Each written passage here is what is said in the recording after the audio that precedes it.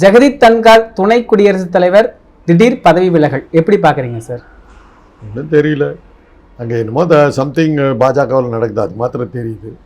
ஆனால் அது ஒரு உடல்நிலை சரியில்லைன்னு சொல்லி ஒரு தகவல் கொடுக்குறாங்க. அதுக்கான ஆதாரங்கள் சரியாக இல்லை. ஏன்னா அதுக்கு முன்னாடி தான் ஒரு மீட்டிங் பேசியிருக்காரு.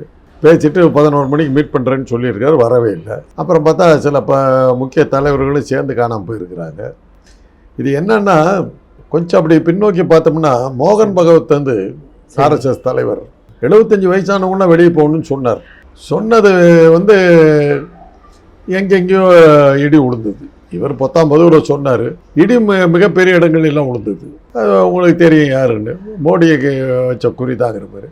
உடனடியாக வேகமாக அங்கே அந்த ஒன்றியத்தில் பல மாறுதல்கள் நடக்குது. இந்த துணைத் தலைவர் வந்து இவங்களுக்கு ஆதரவாக பல கூட்டத்தில் பேசியிருக்காரு. இவங்க செய்கிறதுக்கெல்லாம் நியாயப்படுத்தினார்.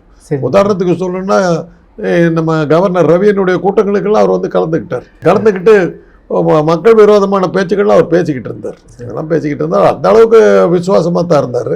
அவரை வெளியே அனுப்புகிறாங்கன்னாக்கா ஏதோ ஒரு வேளை மோடி வெளியே போனால் இவர் வருவதாக இருந்திருக்குமோ அப்படிங்கிற ஒரு சந்தேகம் இருக்குது.